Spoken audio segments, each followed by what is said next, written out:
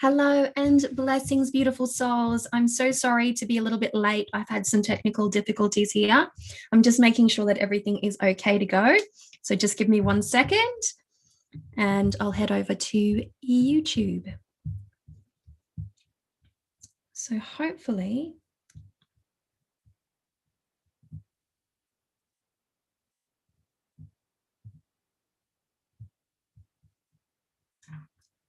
yes. Hello and blessings, beautiful souls. I'm so sorry to be. Okay. So let me just pop out the chat and we will totally get started here. And I'm excited to join you here today. Okay. So there we go. Gosh, I keep forgetting what it's like to live stream. How are you all going? I should adjust my angle a little bit so that there's not so much backlight.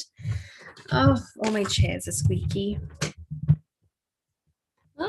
So much wiring everywhere. All right. Let's get my mic out of the way. How is everyone? How is everyone going? I'd love to hear from you. We've got Carol, Lightning, Anaza, Sioanin. Sorry if I've mispronounced that. Brittany, Hickory, Midnight, and hello. That seems to be everyone. Weather is great over here. Thanks. It's sunny. So I wanted to get started today by talking about, tarot. So I have been dedicating a little bit more towards witchcraft on my channel because I like to toggle between both subjects because I'm very passionate about both subjects. But I felt like there was a little bit of a gap there for tarot. I did recently post a favorite decks for this summer video, and I know that tarot content on this channel is very, very popular. So I decided to try to figure out a way in which I could toggle between the two. Now, since I'm doing uploads on Wednesday Australian time and Sunday Australian time, I'm considering dedicating one of those days to tarot and one of those days to witchcraft and sort of toggling between the two and throwing an unboxing in the middle there. Who knows? I'm trying to just organize my content a little bit more so that I can provide more value to you who are watching these videos, and also to cover all bases, because I don't know, I feel like my heart is split in the middle when it comes to tarot and witchcraft. And I find that one way that I can cure that is to actually blend the two. So I'm really, really into, tarot and esoteric skills, tarot and witchcraft, tarot and spirit work, tarot and so many magical, tarot spells, tarot meditations, tarot path workings. So I tend to blend it all in together in my own way. So what I'd like to talk about today, and I feel like I should get a deck. Hold on a second. I spent so much time trying to figure out this live stream. I've done it before. I've scheduled it before. I've had plenty of success, but I kept on getting an error message with Zoom, and I was like frantically Googling, and I'm like, surely I haven't missed a step. And I didn't. And it was nothing to do with my setup. There was just some kind of weird glitch. So hang on a second.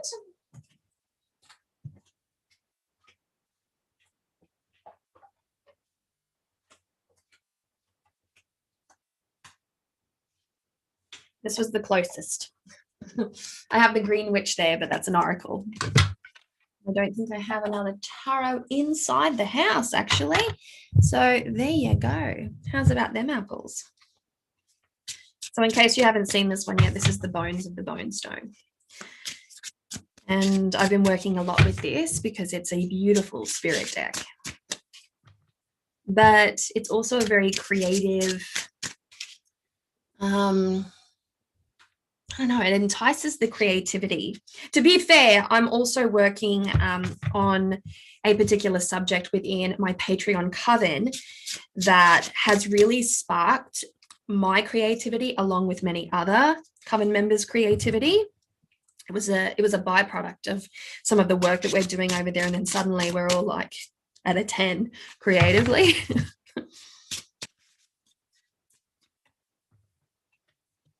So what I wanted to talk about here is that this year I am, I've been asked to do another tarot summer school course, and I'm doing a few other courses here and there, and I've started one on Patreon. But there's been a thought that has been in my mind, and that is that when we pick up the tarot, we can, sort of fall into a bit of a rut. And this is sometimes it's an unnoticeable thing, something that you're not quite aware of. And sometimes it is something more of this is my comfort zone. I found my comfort zone. I found my kind of niche within the tarot. And I started to think about how this has affected me personally. So I look at the tarot, and I'm just telling you about how I tend to weave tarot and witchcraft together, because, I find it hard to sort of toggle between the two. And, I'm looking over here because I'm excited about that, and looking over there. So I decided to mesh the two. And that has become my niche, kind of my style as a reader. Like if I'm sitting down to do a tarot reading these days, even if it's for a person that has absolutely nothing to do with esoteric arts or spirituality in that way, I don't quite know how to read for them. I know that I know, but because I've been doing this for such a long time, this melding of the two, it threw it into sharp relief. Now, I have a backstory for this. I recently read for an elderly gentleman who was recovering from a stroke. He was 6 years recovering from a stroke, and his speech had been affected. His cognitive functions had been affected. And so it was a huge test on me as a reader to be very present and to focus on exactly what this gentleman needed from me. And it wasn't anything to do with spirituality. It wasn't anything to do with witchcraft. So I took a step back, and I'm like, wow, this almost feels new to me. Hi, everyone. I can see people coming in. How you going? And as I was saying, I was like, wow, this almost seems new to me, like a new way of reading tarot. But that is exactly the way that I started reading tarot. I started reading tarot from a purely academic perspective. What do the books say? What do the decks say? What's going on here? And I picked it up from a really structured way. I've always had a very intuitive approach to tarot naturally, but I did favor sort of learning the systems, especially the Rider-Waite-Smith system, because that is my preferred system and the one that I work with. My own tarot deck was sort of a nod to the Rider-Waite-Smith. And so I remember that feeling of learning. I remember all the books. Do you remember the books, guys? I have some really old tarot books that belong to my mother. And I don't think I have anything from my grandmother. She was more of a Marseille style reader, and I don't read Marseille at all. But that's a personal choice. I just don't feel called to the Marseille. However, I found that when I really wanted to start to get into tarot, having been introduced to the tarot in such a spirited, intuitive way, because that's the way that they do it over there, I wanted to give myself some foundational knowledge. I wanted to understand the system. I wanted to understand the card meanings. I wanted to understand the numerology. I wanted to sort of get behind structures and archetypes and everything to that nature. And that's something that I've been doing for a very, very, very long time now. And so I know that information, and it's what helps me to become a much better reader. But now I feel like I have boxed myself into a bit of a corner thing. However it is that you'd like to put it. I feel like I want to put my feet up and relax because this feels really chatty. Oh yeah, nice, Lightning. Hello, Trisha. Does anyone else have something to contribute to this? Because I do feel that when we first come to the tarot, it is this. I have to do it in faces and expressions because I feel like that'd be better. It's just like,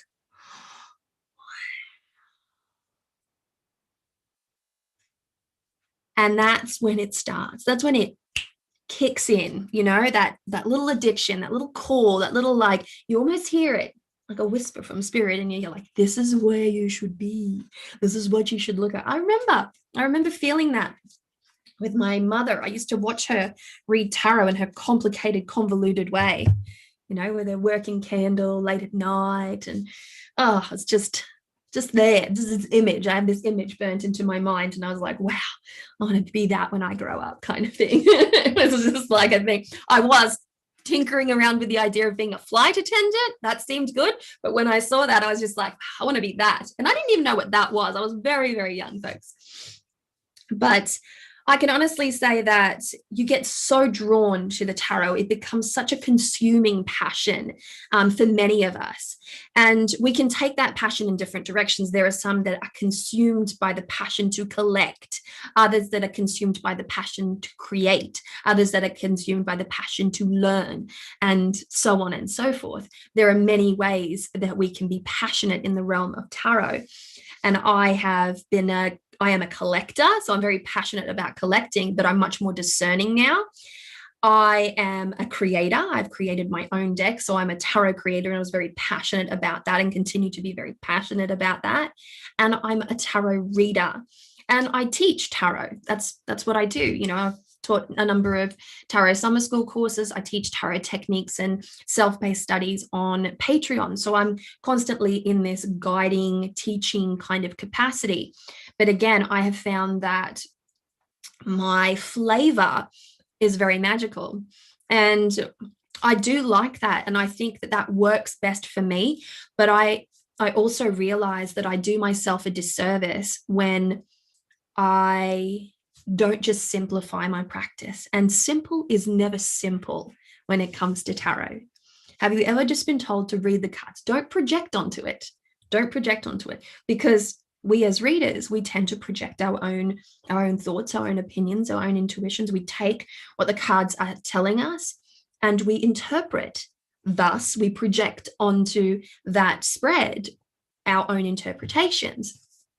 But what if you were just to lay out the cards and not interpret, and just let the cards speak to you? It's not a new concept, but it seems to be a concept that I myself have forgotten, because my logical brain comes in there and tells me what's going on. Then my intuition goes in there and tells me what's going on. And what I've come to understand is that I have hundreds of tarot decks, color palettes galore, art styles galore. And I always look to the 5 and think the same thing about every 5, because I'm so locked into the symbolism, to the meaning, to that foundational knowledge. And while it helps me to be able to extrapolate and, intuitively fill in and then guide the reading, there is something to be said about connecting individually with a deck and reading that deck. The 5 of, when I did this, let's rewind the clock about 10 years, and I was doing tarot amongst the trees when I was living up in Cairns. I sat with small groups of people learning the tarot, and the decks that were popular at the time, the Shadowscapes was one of them, the Crystal Visions was one of them, the Gilded Tarot was one of them. There was some Morgan Greers floating around there for those who liked it a little bit. Lots of traditional rider decks and things of that nature. But I remember this is particularly relevant with the Shadowscapes. I remember laying out the Shadowscapes and putting a Shadowscapes, I can't remember exactly what suit, but it was a show, let's say 5 of Pentacles. 5 of Pentacles, Shadowscapes, 5 of Pentacles, Rider, 5 of Pentacles, Crystal Visions. And I asked the students to come up with a string, at least 3 key phrases for each of the cards. And at first it was like, well, they're all the same card. And I said, yes, they are, but they're not all the same artwork. They're not all the same facet of the whole. So each deck provides a facet of a greater whole. They say that one single tarot card can entice an excess of 100 plus keywords. That's the point of having so many decks, is because each one of those decks will come at the tarot from a very unique art perspective, and you'll be able to see a different facet. A well-rounded tarot deck, an all-rounder, tends to do this better, I feel, because it can ignite more key phrases. And I can't quite tell you. Yeah, okay. Sorry about that. That was something to do with the post office. It looked interesting. Australia Post is going through a metamorphosis at the moment. They have increased postage about $20 in one foul swoop. And this is just for, paper-based creators. This has affected my sister, but I digress, nevertheless. So as I was saying, each deck, it really does a great job at, I use the Hermetic Tarot. That's a good one. I have that one. I just find layers on top of layers. I have to find a stopping point. Yeah, that's right. So I feel that when you connect with a specific deck, that is a stopping point, to just piggyback on what Lightning was just saying. That is your stopping point, because every deck will easily be able to personify or project a certain number of keywords. Unless you found yourself that soul deck that speaks in all languages and throws every keyword known to man at you. We call that a unicorn. I haven't found a unicorn yet, but you might be luckier than I. I think the artwork and style, this is what Tarot Under Candlelight has to say. I think the artwork and style of it helps me connect with a deck. Certain art styles I love, and there are others that turn me off. And I think I can help, or I think that can help or hinder. Yes. I see what you're saying. Artwork does have a huge, this is especially relevant for, I think, Thoth and Rider readers, because Marseille, while they do still use color and they can be very clever with their color palette, I'm talking pagan otherworlds here. That's very Marseille style. And I have that deck, and I'm not a Marseille reader, but still there's not enough pictorial images for me to connect with. I like a visual deck. I like a really actively visual deck. There's a deck that was created by Kerry Mallions. I think I've pronounced her name right. She used to be Happy Fish Tarot. It's the Spacious Tarot. I have it, and I'm very proud of her for creating that. But that deck does not speak to me in the slightest. That is just no, that's not enough. That is not enough to get me intuitively firing on all fours, so to speak. And I find that having these extraordinarily attractive, and that's a subjective term, so we all gravitate towards different art, but to us personally, having an attractive deck makes a huge difference. And I do believe that decks, along with their artwork, have their own voices. The artwork of a tarot deck will give it that voice. That is the facet aspect that I'm talking about. And it can be very, very interesting to look at a deck and think, oh, that deck is so gentle looking. It looks really sweet.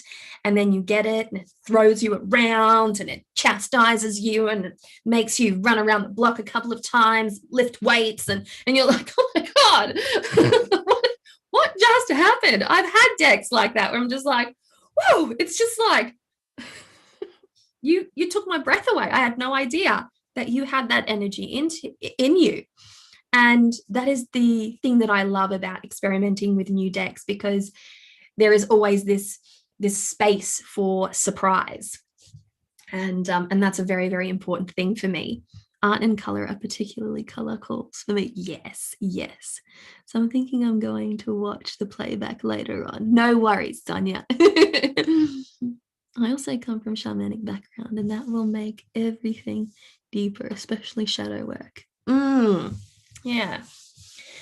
And that's it. We project our own, our own likes, our own dislikes, our own philosophies when we're looking at tarot. It's impossible for an astrologer not to pull astrology wisdom from tarot.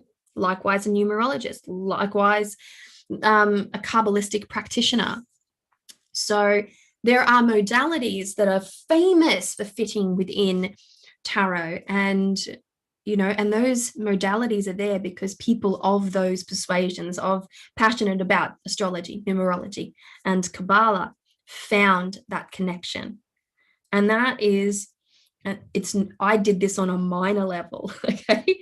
When I mix my witchcraft with my tarot and create more of an esoteric style of reading, that's my magic there. That is the thing that works for me. But I also feel that when we simply focus on that one side of tarot, yes, it's our definitive mark, it's our niche, it's our style. We all develop a style from time to time. It's important to remember that there are many, many styles, and that tarot continuously evolves. And that at the end of the day, when I reach for my decks, I reach for my decks for various reasons. I reach for my decks when my besties are like, please pull me some cards. And I'm like, okay, we're here, we'll do it. FaceTime readings are not something new for me. But I reach for my decks personally for myself. If I'm doing some kind of magic, then, I reach for my decks in that magical capacity. But sometimes I want guidance. Sometimes I want comforting. Sometimes I want perspective. Sometimes it's not that I want it, but I need a little tough love. Sometimes I need to get out of my own head. Sometimes I need to decide between creative ideas. Sometimes I need direction in my health. Sometimes I need parenting advice. Sometimes I need to know how I'm going to build my house or tackle my enormous property and the management thereof. There are many reasons why I personally reach for the tarot. And by simply existing in this realm of tarot witchcraft, esoteric tarot, I find that I've limited myself. I have limited myself, and I don't feel any remorse in saying that or discomfort in saying that. But yeah, so long story short, when I recently I am doing tarot tips to like amp up your tarot practice for Tarot Summer School. And this has been a thought that's been playing around in my mind since about October of last year. I'm like, am I boxing myself in? Have I limited myself? Oh, come on. And the answer is always yes, because it takes me a long time for me to notice things in my own life. I'm not terribly perceptive. What have we got here? I just ordered the Azeroth tarot. I used to, do I still have it? I definitely had it at once. I think I might have given mine away. Gonna have to watch this tomorrow. Bye, Rosemary. I purchased a deck and got it home and it just didn't fit. I gave it to someone else. Then I purchased another deck and it just spoke to my core. It's a beautiful thing when that happens. It really is a beautiful thing, I've got to say. When you find a deck that it happened to me very recently, I want to say, the Hush Tarot. It doesn't happen to me very often, so I'm excited when it does. I really connected with the Hush Tarot. And right now it's very difficult for me to connect with many other decks because I'm obsessed with my own deck. But I connected with the Hush. I really did.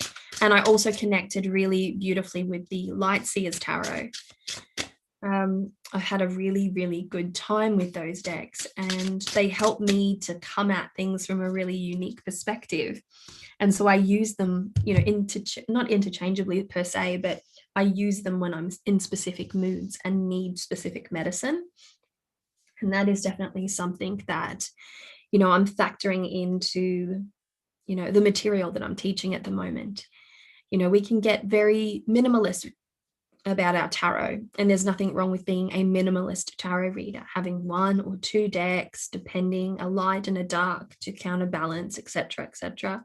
I think that if you're not going to be a collector, then you should have at least, and I'm careful to use the word should because it sounds bossy, but it is a good idea to have 3 decks: the dark, the light, and the all-rounder. And it gives you a different facet of tarot to play with as far as, light and dark, that kind of, energetic approach. So when we're in a deeper, moodier state of mind, then we can gravitate towards a darker deck to do a bit of shadow work. Or we could also gravitate towards a light deck to help to lift our moods and to bring about more guidance and inspiration. And so, you know, having a very small selection, if you're not a collector, but having a small selection specifically for, you know, just having more options when you are reading, because let's face it, we're never just in one mood. And I find that, you know, I have friends that only have one deck, that they're perfectly happy with that one deck.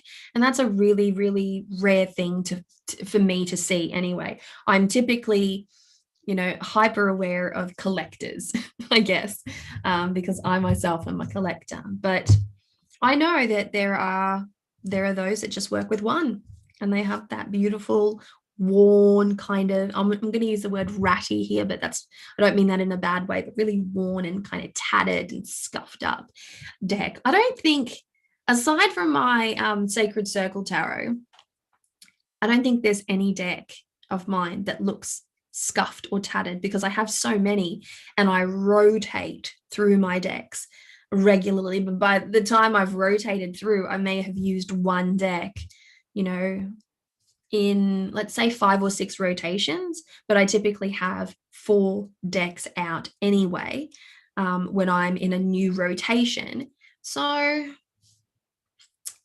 like to play around with different decks, I guess. Down here, though, I have a small selection of decks down here in my house, and I have all my decks stored, my collection stored in the cottage at the top, excuse me. That's usually where my reader's table is, and, you know, where my rig for filming is, and for setting up, doing readings and things like that. But it is definitely having a smaller selection down here where I spend most of my time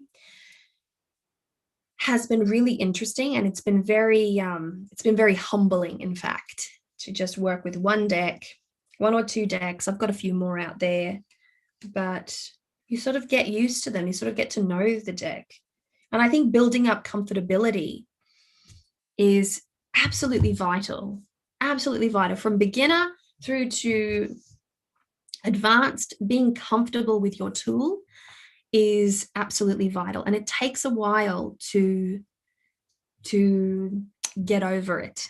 Okay. And I say get over it because when you first pick up a deck, if you're new to tarot and you first pick up a deck, there's so much emotion. There could be a bit of fear there could be a bit of excitement, there could be a bit of hesitation, there's feelings. There's all the feelings. A full spectrum of feelings can really like envelop you. And bye, Sonia.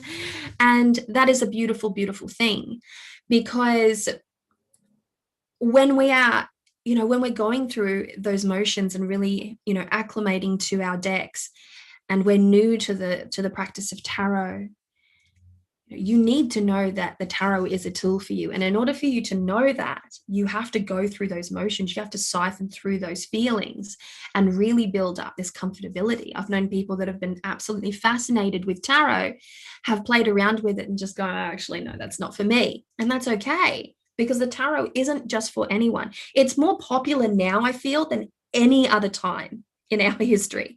I really genuinely feel that. And that in itself brings a whole new energy to it. So I like to keep to myself these days, for no other reason than I don't like to get caught up in too much chatter around tarot. I don't want the mass market of tarot to affect me as a reader, because I'm very, very serious about my tarot. And in order for me to do that, I have to keep a pretty clear head. And I need to not worry about the trends. I don't want to know about the trends. I don't want to know about, you know, the issues, the dramas, the issues, all the many communities. And I don't want to know about those things. I want to follow beautiful tarot creators, extraordinary tarot readers, great tarot philosophers. That's where my interest is within tarot. And I love to look at the ways in which the esoteric arts are melded with tarot, because again, that is my niche. And that is the course that I've just started teaching over on Patreon, because I really do feel that I decided to do this course because I felt that we all have that special magic within us, you know, that esoteric secret, that wisdom. And many of us can connect with that already. And there are those of us who just cannot. And, you know, I do a lot of spirit work to connect people with their intuitive skills, their intuitive abilities. And what I notice now of doing year after year after year of these readings, of these spirit work sessions, is that there is a huge disconnect between a person's intuitive awareness and that is, and themselves. Like there's that huge connect, there's like a gap. And I've had clients come to me saying, I'm not aware of any of my intuitives. I don't even know if I'm intuitive. And I'm like, yeah, you are. We all are. And a lot of like, there's Eight of Swords energy there, a lot of social conditioning and limitations, self-placed limitations in our own mind. There is a lot of, there's a lot that needs to be talked about, because I find that we're becoming more and more disconnected. There's so much emphasis on industry and technology and all of these types of things that, you know, we're becoming a lot more disconnected. We know the talk, we know how to say the things, we know the books, we know the people in that niche, but we seldom practice. We seldom practice because at the end of the day, that takes place in our own private spaces, and we seldom practice because at the end of the day, we know what we need to do, but we seldom do it. How many people eat well? How many people eat well? You know you need to, you know you should, you know you shouldn't do this and you should do that for your own health and well-being. But how many people actually do that? There's a huge disconnect between that motivation. We know what we need to do, but we seldom do it.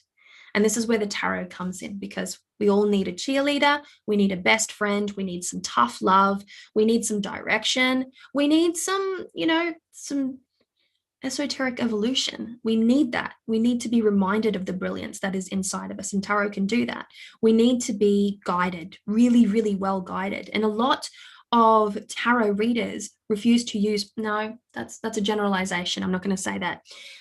I know many readers that will not take their tarot advice because they've found themselves in a position where they're reading for themselves on a tough matter.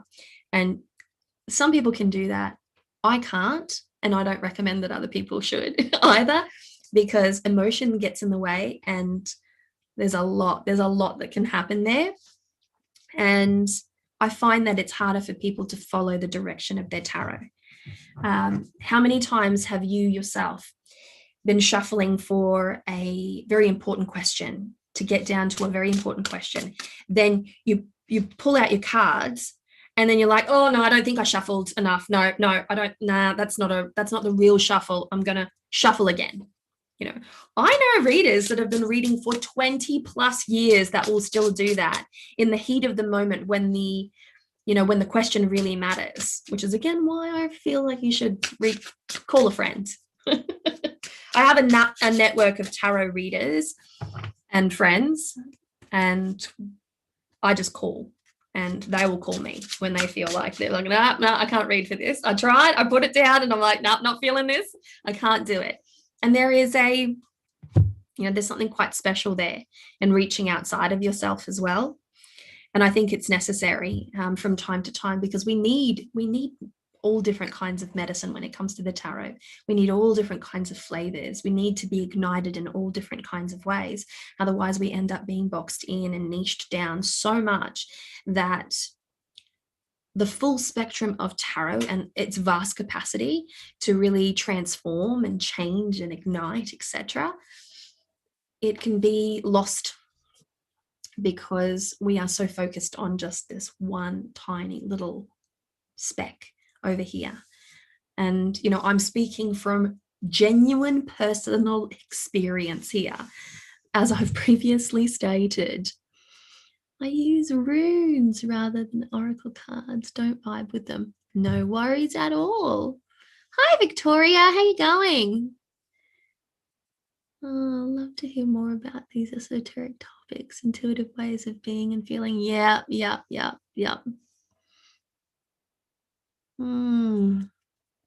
It is because so many people are making decks and it's sort of commodified. Like I've seen some decks that are essentially clip art with ambiguous messages, though that's more Oracle deck. Yeah. I know that. I know that feeling. Oh, wow, Twilight. Hey, Alvine, how you going? Good to see ya.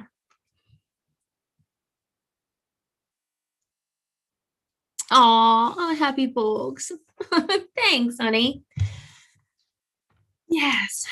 I'm very proud of my Patreon community. Let me just say, we do a lot of very, very good stuff over there. And so we are doing Tarot for Esoteric Evolution over there specifically because of these very things that I'm talking to you about. Tarot can be so many things. It can be so many things for so many people.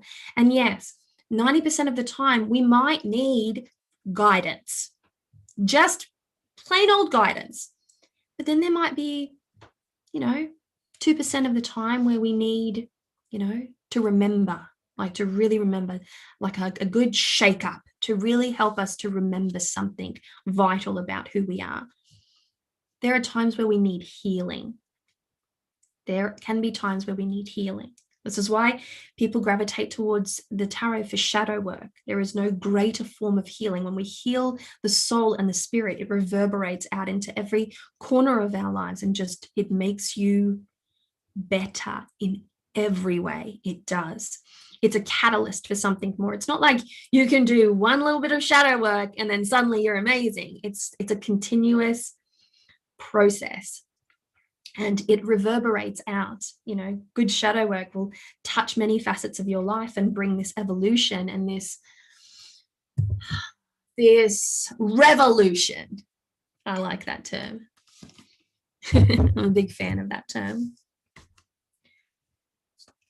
But I think that, and this is just me personally feeling, I've been working with tarot now for, I don't want to give my age away.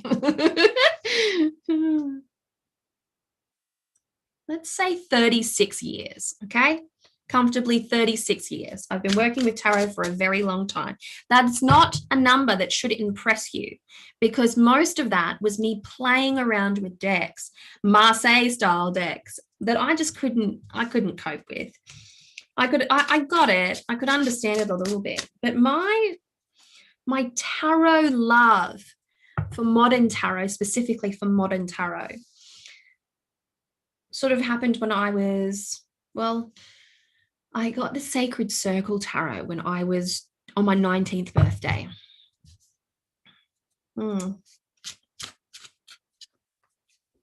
That's at least 20 years of modern tarot.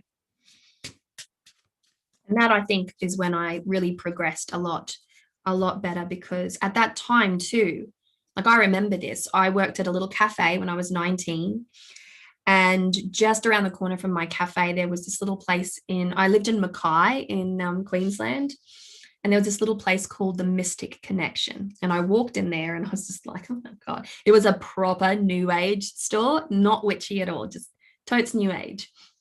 And I saw this deck and I just felt very, very called to it. I had a traditional rider deck, but of course, if you're familiar with the rider decks, you'll know that they can be very yellow and a little bit like intense on the eye.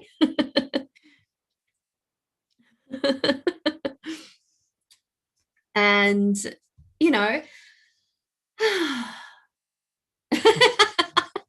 I look young. I just look after my skin. That's what I do, folks. I look after my skin and lighting is everything. But I will be 42 this year, folks. Yes, 42, mother of 3, and passionate tarot creator. And as I was saying, when I picked up my Sacred Circle, does anyone here know what the Sacred Circle Tarot is? It is just like, it's actually now my least favorite deck for its art style, which is like kind of photo manipulation. It's photo manipulation, but the book, the guidebook, was so chunky, and it's the most battered deck that I have, because it was the deck that I read for everyone with. So from 19 through to like 28, that was the deck for me. That's the only other deck that I had. I had some oracle cards, but that was the only other deck that I had. And I would take them to the pub and read. So they got a bit wet and tattered, you know.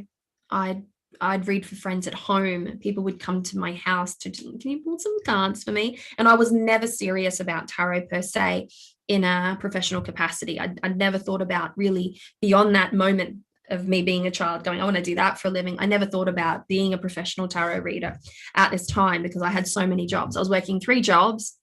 Apparently I'm a workaholic, and reading tarot just for friends and for people. And, you know, that was it. That's how I used my decks. And most of what I did in the beginning stages of tarot was guidance and a lot of love readings. I think, oh my God, I shuddered to think about this. I did probably 8 straight years of 89% love readings, and the remaining percentage in just guidance, just advice. And that was a really interesting time, because that was where I needed to be at that time. And then I realized that when I started reading tarot professionally, that people would gravitate towards my tarot readings for, you know, for anything to do with magic. You know, I want to develop I'm having a spiritual slump. I'm in the process of a spiritual slump. I'm lacking guidance in my personal practice, you know, things of that nature. So I guess, you know, the natural flow of what was needed at the time pushed me in a different direction. You know, a lot of things can contribute to you finding that niche and finding that style. And I think, you know, defining your style is a very, very good thing. And, you know, it sets you apart in many ways, but it can also lead to like interesting situations when you're standing or sitting in front of an elderly gentleman that was recovering from a stroke and thinking, what am I going to say to this guy? Because I can't tell him to like really align his energetic power systems, and I can't really say that kind of stuff to him. I can't tell him to go and have a spiritual bath. He didn't look receptive to that. I mean, there are some people that you can say that to, but this fella did not look like he was into it. So I sat there and I read to him, and it was a conversational kind of reading. And there's another thing. I typically do pre-recorded video readings. So I seldom read for others face-to-face. I probably read 10% of my client base is face-to-face, less, 5%, friends, family, the odd person that hears about me and wants a tarot reading. And sometimes I oblige, but most of the time I like the barrier of a camera, because it keeps me safe from the energy of other people. I'm too sensitive to read face to face too much. I'm way too sensitive for that. And I know that about myself. I need a drink. I'm talking too much. Why do I have that cup there? And I could have this cup here.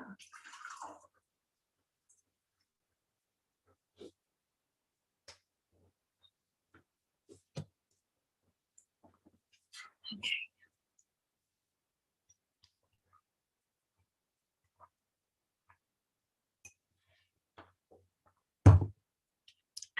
That's better. I was getting all husky.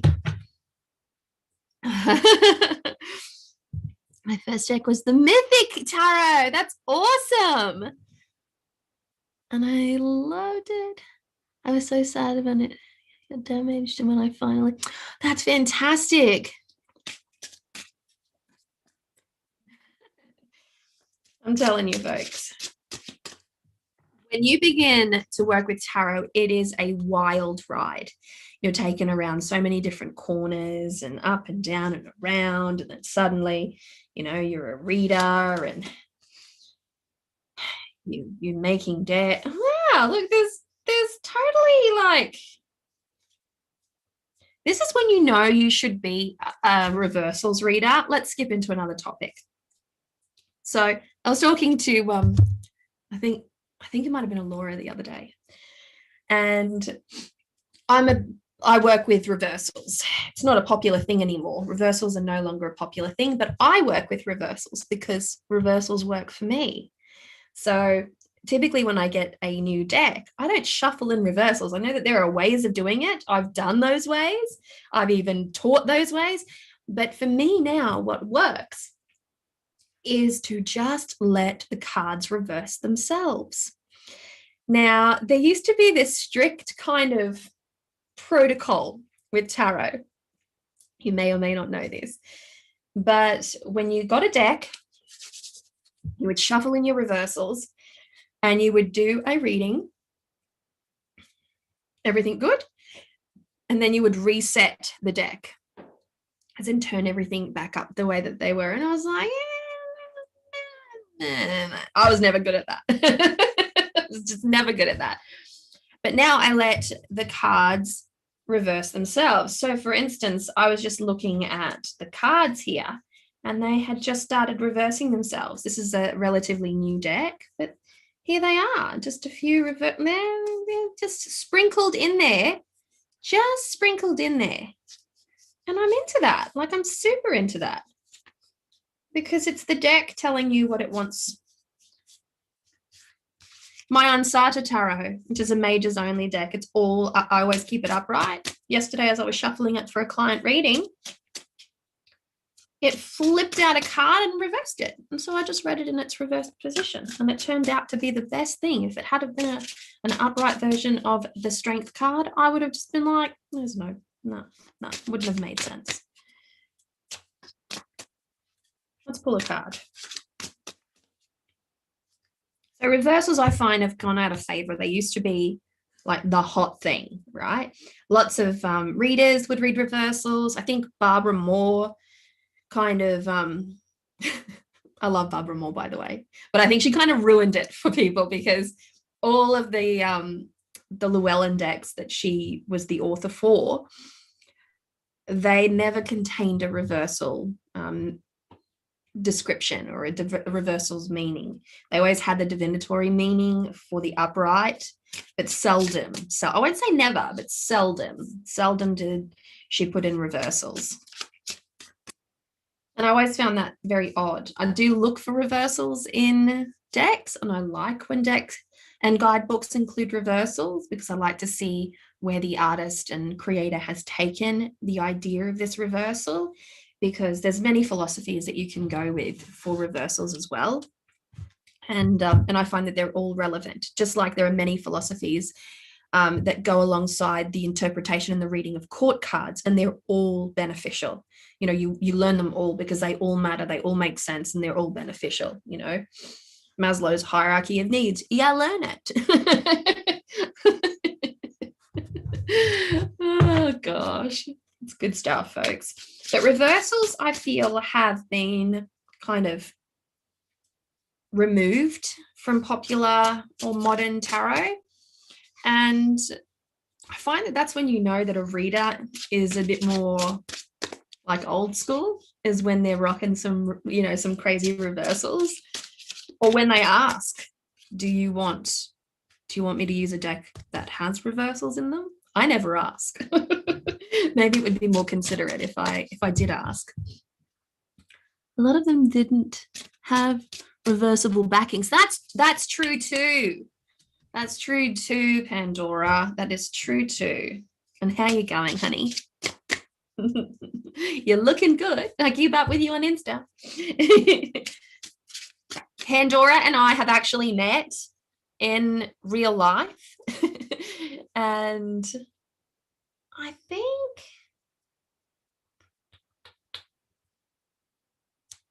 I want to say, yeah, no, we have. I thought we might have caught up. Did we catch up when I was in Gladstone once? I'm not sure. But we have met. She's lovely.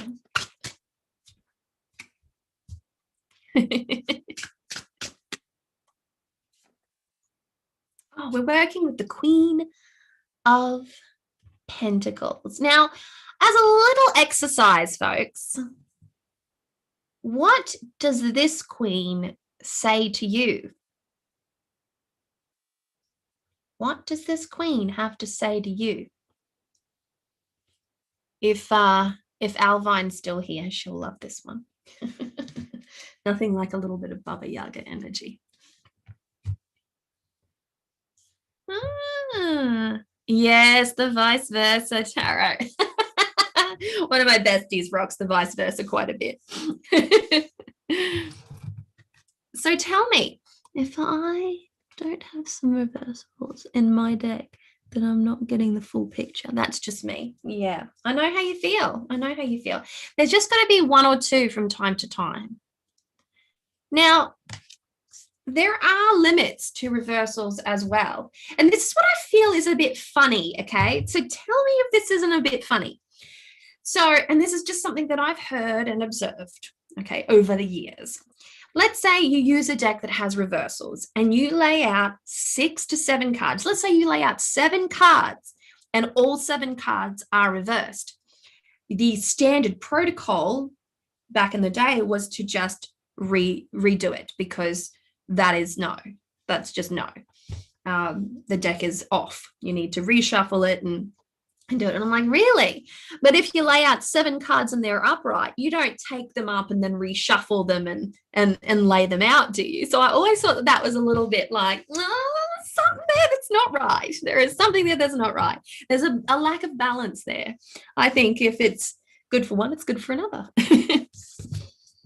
So anyone want to tell me a little bit about this Queen of Pentacles? Who wants to interpret her? Look at her. She's pretty funky. I'll tell you what, I'll make this super easy so you don't have to type out a, what is it called, an essay. Give me one keyword for this beautiful face. One single keyword.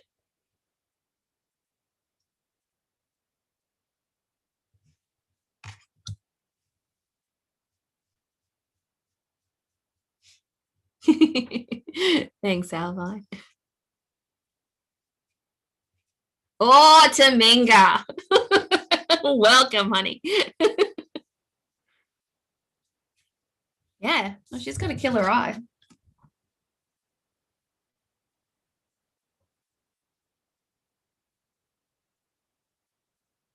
Isn't she beautiful? Oh, I like these. Wise, wise, knowing, rooted, wisdom, prosperity, manifestation. I like that. Yep. Knowing. Interesting. Definitely crone. I'm feeling, yeah, connection to earth. Yes. She does have a bit of grandmother energy there.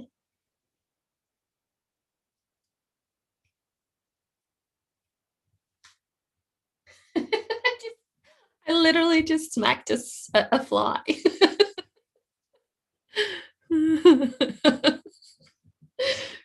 God save us. Now, in order for this to be a constructive conversation, please hold while I go get another deck.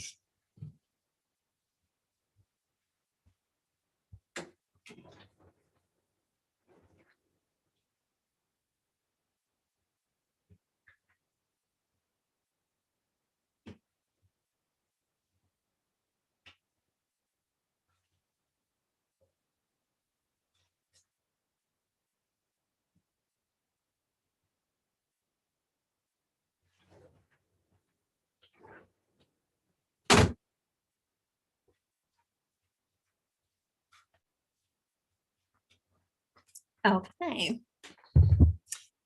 I've got so little space. It's ridiculous. Let me see. Talk amongst yourselves while I hunt through.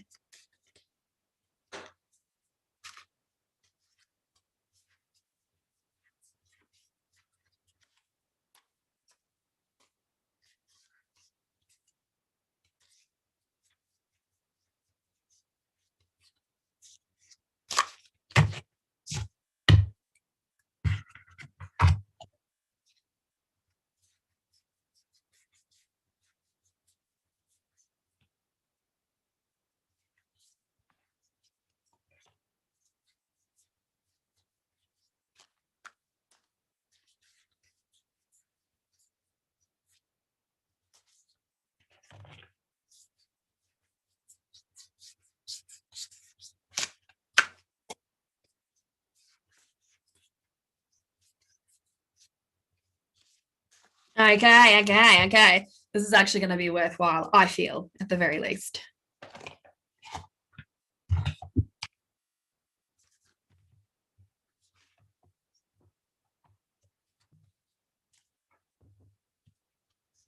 And now I just have to repeat this process one more time. Hopefully this will be easier in my only criticism of the hush is that it doesn't say pentacles. It just gives you that tiny little symbolism at the top there, like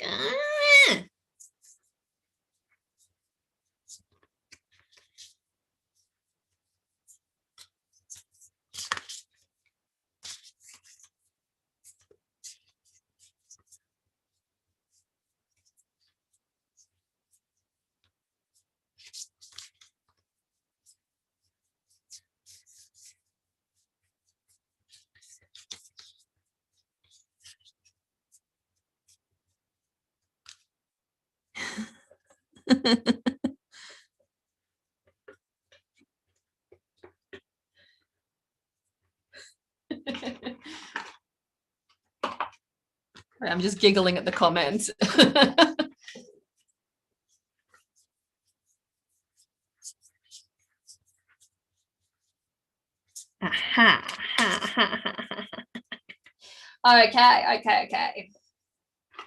We're ready for this. Okay, so we've had a look at this beautiful queen here, which we picked randomly. So the queen is the center of our conversation.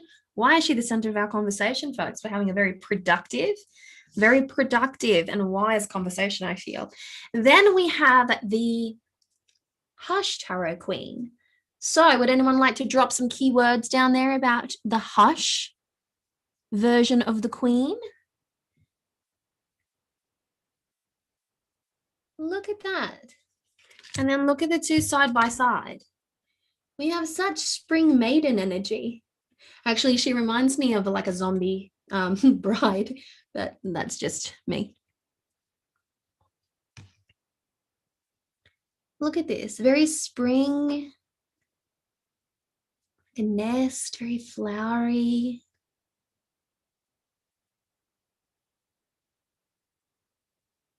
Getting all of her colors in there. Just tilting her because there's the light. Look at how dark she is. She's actually quite dark in a way. Isn't she pretty? Oh yes, fruition, sensuous, definite feminine energy. Manifestation, in tune with nature, stepping into your power. I like that. Age with grace. Ooh, that's a good one, Joe. I like that. Manifesting, aware of everything around her. Create your own finances. Interesting. Maiden, feminine. I was thinking when I first looked at it, it felt very Persephone to me. But I've been reading an overwhelming amount of Greek mythology inspired fiction. So my head's not where it should be. All right. Now for our last queen. How's about this one?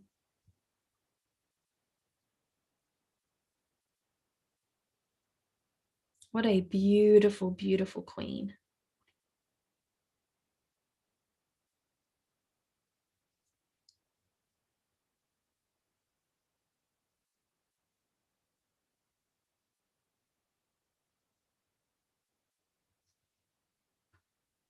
Growth and abundance. Yeah, I think she's enjoying a lot of luxury, don't you? And when I say a lot of luxury, she looks very comfortable.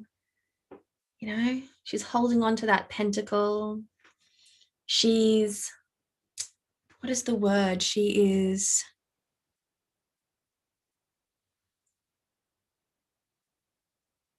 oh, there's a word that I can't think of. Look at that. She looks very satisfied, very calm, very powerful.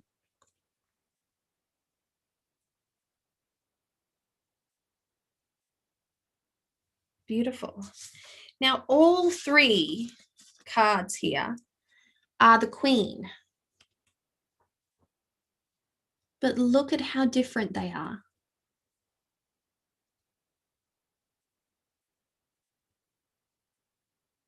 So different, one from the other.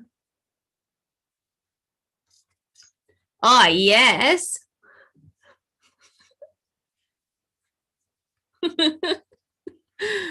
I love that, Anasa. Where did your comment go? Oh, there we go. Yes.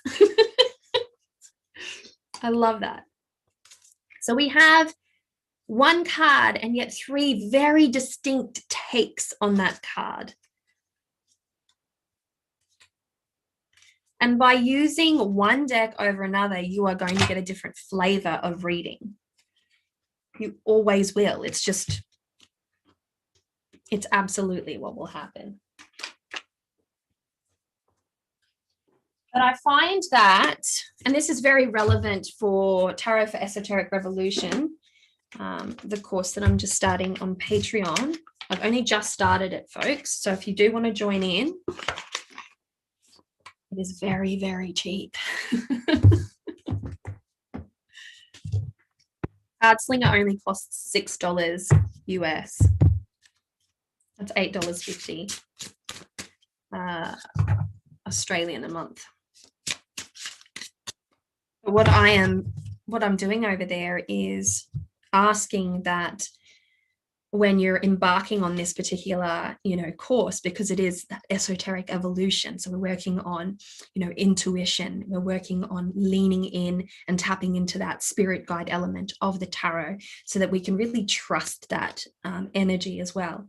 We're looking at path workings and just a little bit of ritual, and it's all focused on the self, on really developing that internal language of the self when it comes to tarot. And I think that having a really, really beautiful, and I mean this subjectively as well, folks, having a very, very beautiful and potent, which level? Great teaching moment. Oh, thanks, Lightning. Yeah. It's Card Slinger. Yeah, so having a really, really beautiful tarot deck to work with, something that kind of takes your breath away a little bit, is going to be of tremendous benefit. Absolutely tremendous benefit. You want a deck that's sort of like you love it. Yeah, you're very drawn to it. My best example for this is like somewhere between the Marielle and the El Goliath. So really like evocative decks. Actually, I like the El Goliath more for shadow, but the Marielle is just like, she is a surgeon.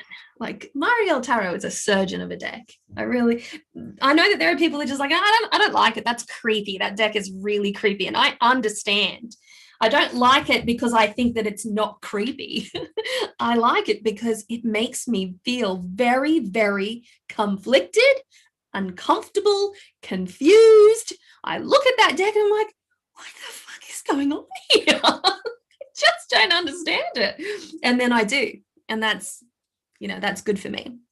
But I think having a really potent and powerful deck, your personal choice, that truly moves you is vital for this experience, because you don't want to be cozy and comfortable with your deck. You want to be connected to it, yes. Familiar with it, maybe. Yeah, doesn't matter if you're not. But you want to be affected by it. And, if you reach into your collection and there aren't too many decks that really affect you, then you're missing a jewel. The Marielle really affects me. It really does. So does the Bohemian Gothic. That one's just like, it doesn't quite have the same effect as the Marielle, but it still has it. Tower of the Vampires, Ian Daniels. I always feel like take it or leave it. The deck itself, I could take it or leave it. I appreciate his artwork and I appreciate where he's gone with that deck, but his guidebook is just, it's my favorite thing. Phantasmagoria is just inspired me so much. So for that reason, like Tower of the Vampires. But not my artwork, not my style, not my vibe as far as artwork goes. The Hush Tarot, bit creepy, interesting. The Light Seers, really spoke to me, the Light Seers.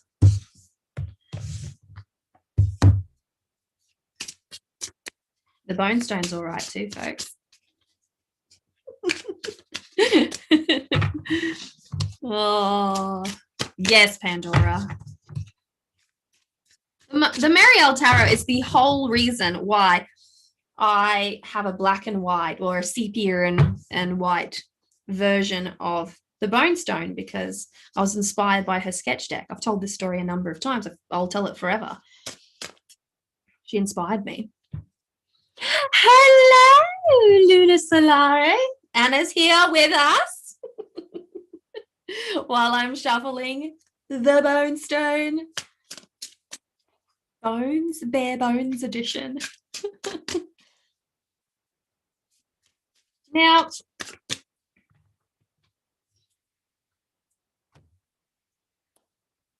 name a deck that is your mentor, spirit guide deck. Just even if you've seen it and you think you don't own it, you've seen it and you think that would make a great spirit guide deck. That would make a tough love deck. That would make a really, a really good guidance deck. I think a good guidance deck is absolutely essential. I'm good, Anna. How are you? We need to do a Bone Stone live stream soon, Anna. It's necessary. Oh, yay! If you haven't seen Anna live lately, folks, she is rocking a gorgeous haircut. Gorgeous.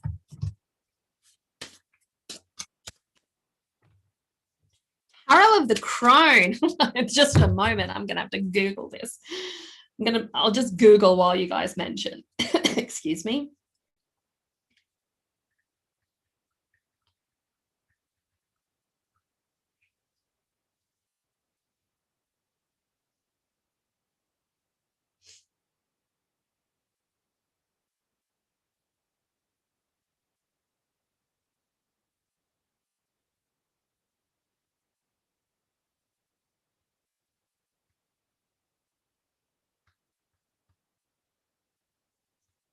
I can't find it. Oh.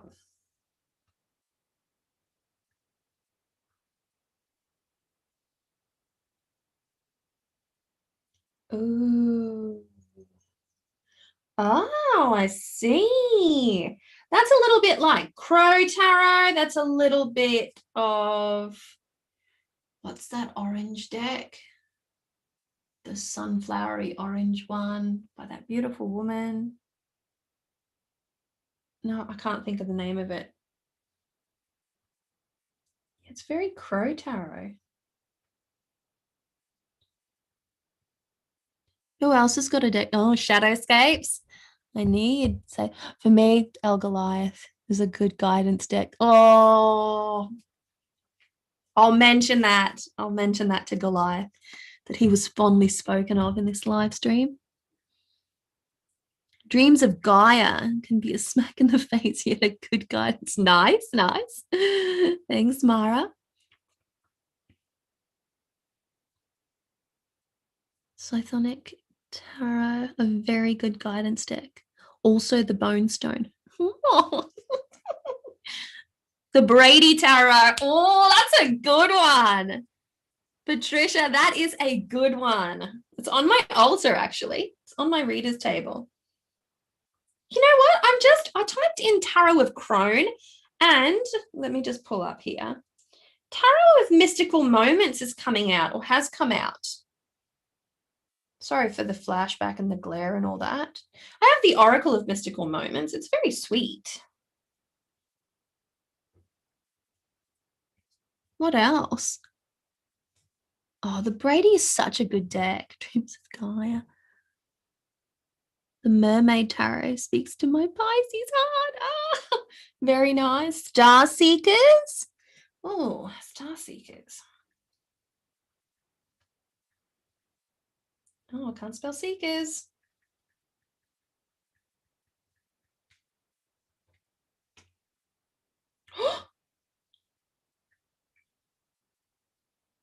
Oh, who was it that said it? Wild Sunshine Soul. I'm having one of those moments. Oh, please be better. Please don't be. Please don't be. Is this a self-pub thing?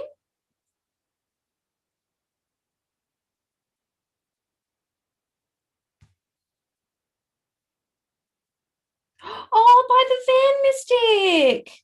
Oh, she's amazing. I love her. She's wonderful. There's another, this is the Star Tarot. That's where I got a little confused.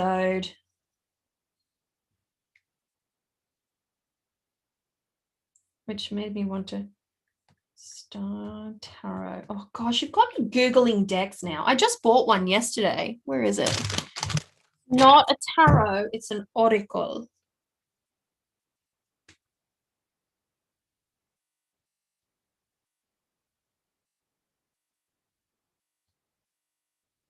Oh, the star is very interesting. I think the cover art on the actual Star Tarot is just nicer than any other card. I just got that vibe. It's almost like in a movie, they share the previews and they're the best scenes of the entire movie. I got that yesterday. Shall we unbox it? We should. Even though this is a tarot chat, I feel like, why not? We could unbox this.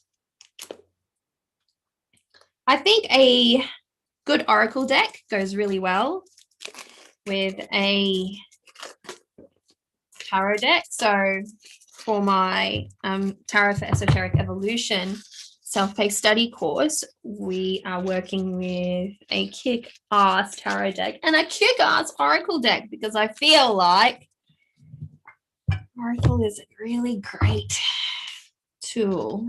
Oh, I'm liking this. This is a, what do you call it? Oh, this is friendly. This reminds me of that Celtic Wisdom Tarot. Like, look. So friendly.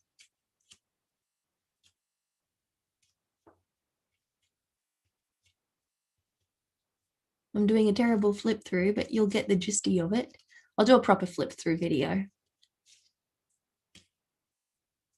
Isn't it nice? Quite nice. Authenticity. Let your truth be heard. Awakening. Live in the moment. That's a good one. Bliss, calmness, be gentle with yourself. Oh, that's a necessary one. Compassion. You are loved unconditionally. I have a problem with those types of things. Look at the inside of the box. Isn't that pretty? We'll go more into that another time because I think it deserves its own. Look at the backing. Isn't that pretty? Look at that. The card that I picked up. The Knight of Swords. Am I anxious? Did it make me anxious? Maybe all this mess around me is making me a little anxious. She's lovely. I really do enjoy the Van Mystic. Oh, yes, it is. So, folks, how are you feeling here? You know, I came on here to talk about tarot and how we can box ourselves in with the tarot. We've talked about things like many decks bring out many different personalities. We've talked about, you know, niching down and the things that can happen when we can niche down. We've talked about not following the tarot wisdom. But what happens when, you know, what happens when we have that deep call for truth. That deep, deep call for truth, which we all experience from time to time. I've been having it lately, that deep call for truth. And I've reached for my decks and I found something remarkable is happening. And that is that there's this enduring acceptance of what is being presented to me. And this, I'm not projecting onto it. I'm just not projecting. I'm like, just speak to me. Just speak to me. I need this, deep wisdom, this truth. Just speak to me. And I find that, it makes way for the ancestors to speak. Those who don't know, I'm pretty big on working with my ancestors. And I typically separate, spirit work and tarot, mediumship, things like that. I don't necessarily put them all that much with tarot, so to speak. But lately I've just been reaching out to that, for that truth, for that deep truth. And I find that the tarot has been bringing in the call of my ancestors. It's teary, it's emotional.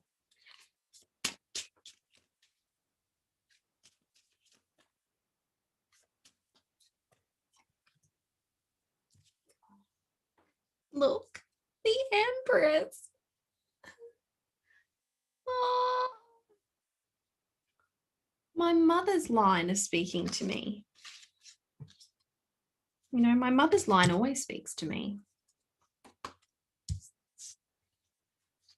It's a beautiful thing. I feel like we need to sort of step outside of our comfort zones when it comes to tarot. And by doing so, by pulling back our own personal projections, like I was saying, we can make space for another energy to come through.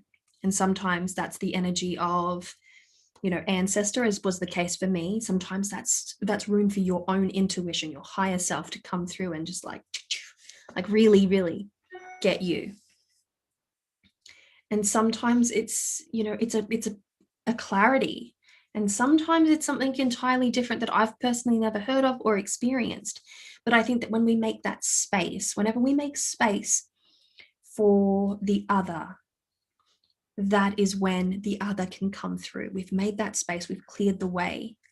We're not focused on any particular outcome. That's definitely something that I want to touch base on as well.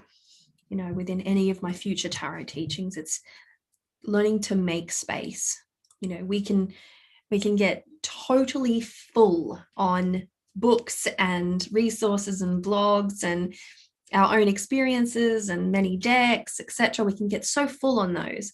And that's that's what drives us, as readers. But then when we strip all of that back and just have a genuine moment between basically your eyes and the cards, without trying to interpret, like, a beautiful thing can happen in those moments. And then the next step to that, this is definitely about esoteric evolution, is learning to trust that voice, learning to trust that experience. It's hard for humans who have never been trained to believe and trust in their intuitive abilities, their psychic abilities, things of that nature, their extrasensory experiences and their, weird and wonderful supernatural experiences. It's hard for humans to believe that when, they don't have anything to measure that against. And when the society at large tells you it's just a coincidence. I hate that word so much. It's just a coincidence. It's just your imagination. This is dismissive terminology that is often thrown at young kids. It's, it's your imagination. It's not always your imagination. And there appears to be no time given to these individuals to sit down and go, well, what did you see? And I find that when a child says this, and I'm a mother, so I've spent time with a lot of other mothers and children, and I don't project my views on anyone, and I don't judge anyone for how they are, choosing to raise their children. We are all on our own unique journeys, even as families. When a child comes in and says, "Oh, I saw a fairy in a tree." Oh, that's nice. Or, "Oh, don't be silly, that's just your imagination." They're not necessarily the meanest things to say to a child either, but they're very dismissive. It plants a little seed of doubt in that child's mind. So when my kids come to me, I do exactly what my mother and grandmother did. "Tell me all about it." "Oh, wow, amazing. Tell me all about it." And, I ask all the questions and I get involved, and I have the experience with them. And the more I do that, the more they are allowed to express themselves. And this is particularly relevant for, especially my youngest two. My son, who has been having nightmares, I made him a dream pillow. But before I'd made him that dream pillow and he stopped having his nightmares, he would come in every morning. "Mum, I had a really bad dream." And I would sit there and I'm like, "Would you like to tell me about your dream?" And we would sit there and have this really nice conversation about it. And he would get very upset. And then I would say things like, just I would never lie to him, but I'm just like, "That won't happen to you, darling. That will not happen to you, okay?" And I would have these like really nice, direct conversations with him about it. And he'd be like, "Okay." But if it happened again, we'd have another conversation about it. It's an ongoing thing. It's giving time. And when another person shares something like that with you, they do so with trepidation, with nervousness, especially those who have been taught that that's, silly. It doesn't allow room for that authentic sharing. It's a nervous kind of sharing. And, there's a lot of medicine that we can in fact inject into those moments. We can create that space to allow that person to share more. This is particularly relevant in tarot, direct one-on-one, face-to-face tarot readings. And this is why it can get really heavy, because you can open certain doors within a tarot reading and it's a trigger to a memory, a situation in a client's life, and then they suddenly feel safe enough to share that. And when they open that door, it is a floodgate. And there's a lot that needs to be worked through. But I find that when those things happen, it derails the tarot reading. You cannot ignore it either. You have to let it derail the tarot reading, but they might be in there for a love reading, and you might have touched on a shadow. You might have touched on an old wound of some description that had nothing to do with love specifically, but is the overarching force that might be driving and powering that person, which will in essence be affecting their love life. And this is just what is it called? Hypothetical. Yes, tarot. Always heard I see orbs and captures in my photos. I've seen the orbs dance around just before I take the picture. Oh, beautiful. That's amazing. Wish I had someone approach during my childhood. Oh, we all need one. We all do. Quite a lot of ancestor connection when I'm working with the beautiful bone stone. Oh, Tamika, you make me happy with that statement. Oh, thanks, Anasa. Looking like a hug oracle. Yes, yeah, that one would be definitely a hug oracle. Definitely. It's got the feels for it. But yes, learning to make space, folks, and learning to trust that intuitive hit. I find it's like taking off the training wheels, like when you suspend your disbelief within a tarot reading. It can be very perplexing and uncomfortable to begin with. But I also find that it's really necessary, especially if you get that strong hit. Not every tarot reading that you're ever going to do is going to, connect you with a strong intuitive hit or a moment of clarity or something like that. Sometimes you will have a straight up guidance reading, which will be rich with its own wisdom, but it's not going to be anything OTT over the top of that. And I feel that the more we play around, the more we make room for that, then, you know, the more we can truly grow from that as well.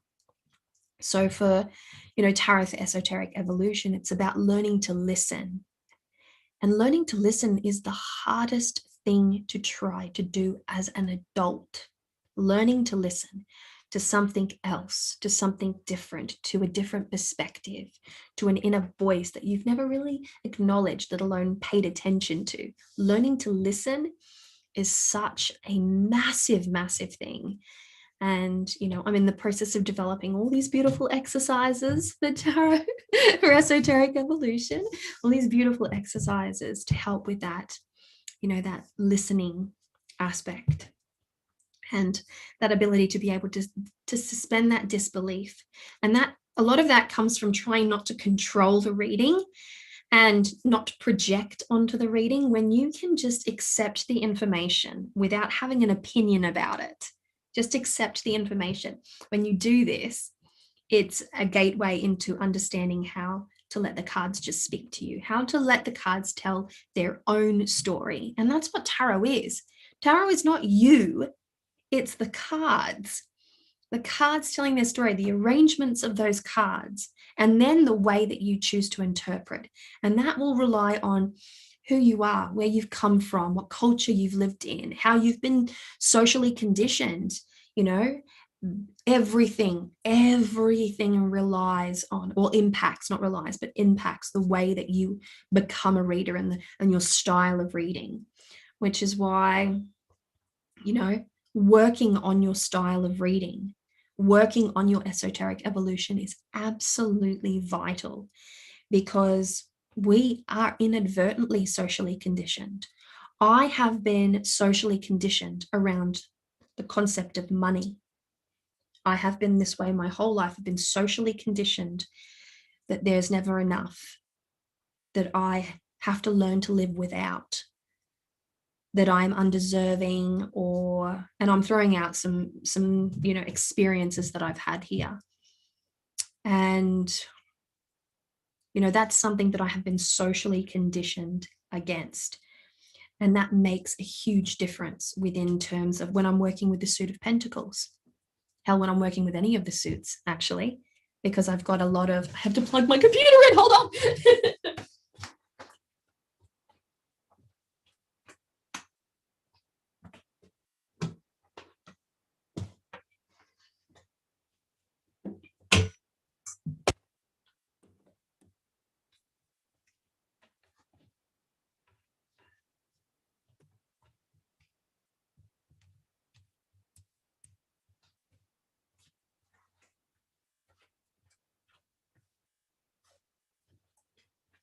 Okay. Yes, socially conditioned. How I've been socially conditioned around money. And I find myself having these beautiful conversations with my best friend, and she said to me the other day that, you know, you have to really work on your lack mentality. It's 5 of Pentacles for you. 5 of Pentacles. Lack mentality. This is definitely something we touched on when we did our Let Your Shadow Speak self-paced, self-guided tarot course on Patreon as well. I do lots of courses over there, folks, in case you didn't know. All right. That was definitely an eye-opener for me, and that's something that I have been working on, is to reshape the way that I look at money as an energy as a whole, and not try to twist it and turn it into something. And I need to transform the negative into the positive in that particular arena of my life. So instead of saying things like, you know, I don't have enough, for instance, it's, I have just what I need. I have just what I need. Or I work with what I've got with gratitude. And it's things like that. It's learning how to reshape the way that I think, because I feel like, how can I put this? I feel like we're taught to believe a lot of negative belief systems. You know, sometimes we can inherit it from our parents, from our grandparents, from our culture. We can inherit these, you know, entrenched belief systems, and they can be very limiting. Eight of Swords. Eight of Swords is my absolute, I don't want to use the word favorite, but I'm going to use the word favorite tarot card, because it's most relevant to me and every single person that I see in conversation, and especially in this stage of my life where, you know, you get to a point where you're living autonomously and you start to fall in a few little ruts, and you begin to realize that you have these self-limiting beliefs. That's the point. This is the turning point for me. And I think when I separated from my husband at the start of last year, that I was good until I really became aware of the fact that I was managing everything myself. And I have a lot to manage, folks. You know, I'm the legal guardian for my 73-year-old father. Yes. I care for my little sister here who has, you know, unspoken disabilities. I am a mother of 3. I run a huge property here, which I'm consistently having to mow and do these types of things. And I work. And what little time I have left over, I read. So my lifestyle has led me down a path that has triggered specific entrenched beliefs. And if it hadn't been for the tarot, I wouldn't be able to work through that. I wouldn't have a springboard for understanding that. Like lack mentality, the 5 of Pentacles. I know the 5 of Pentacles. I know the medicine of the 5 of Pentacles. The 5 of Pentacles is a card that is not new to me. And I've had lots of experiences with it in the past. And yet I feel like it is my best friend, you know, when dealing with this entrenched belief. And it's not the only entrenched belief that I have either. And I feel that this is the case for everybody. We have these entrenched beliefs that we hold on to for such a long time, and we don't realize we have them until something triggers it. Something triggers it. When we say things like, oh, that's amazing, but I could never do that, that's an entrenched belief right there. And how many times have you said, oh, I would love to do that, but I don't have the money, I don't have the ability, I don't have the potential, I don't have what it takes, is what you're saying. And yet you do. You absolutely do.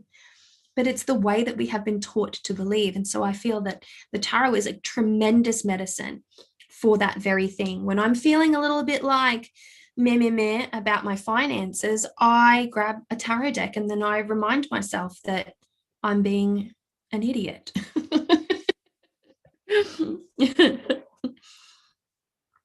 Oh, hey Melly, how you going on this journey as well? That's beautiful, Mel. That is beautiful.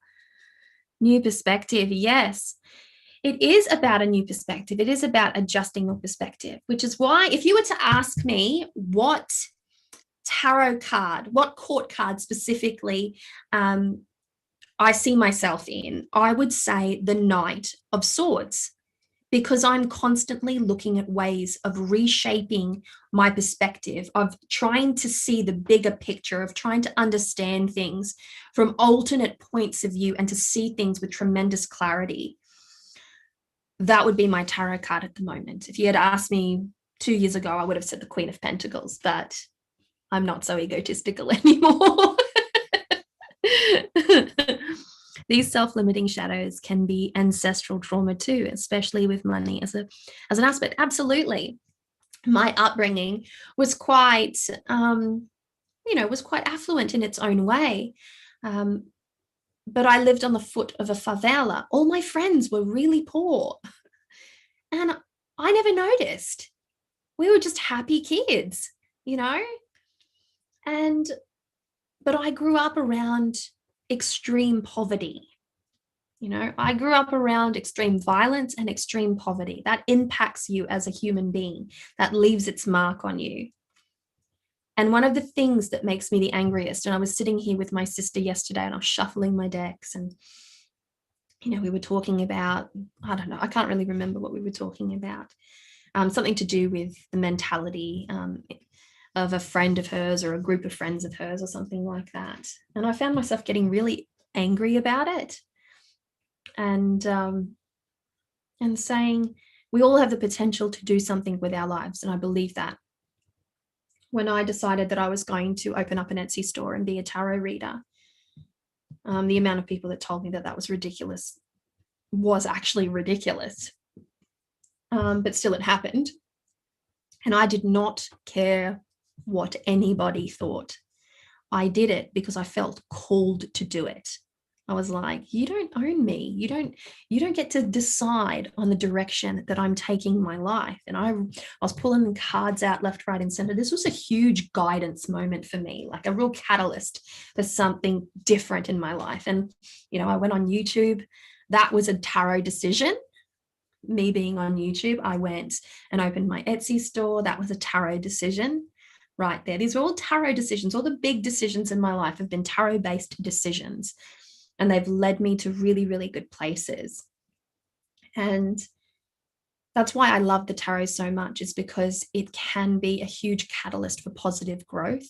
And it does have far-reaching consequences when you follow the advice from a really, really good tarot reading. It will take you to a different place. It will shift things for you. But a good tarot reader, a bad tarot reader, let's not say bad, but incompetent. It's hard to sort of, find one. It's hard to find one, which is why we end up picking the cards up ourselves and reading. At the time that I was becoming a proficient tarot reader, I didn't know a single other tarot reader other than some random psychic that just seemed really dodgy, really fleecy and dodgy. And so I decided that I was going to look at ways of, answering my own questions and really learning it for myself.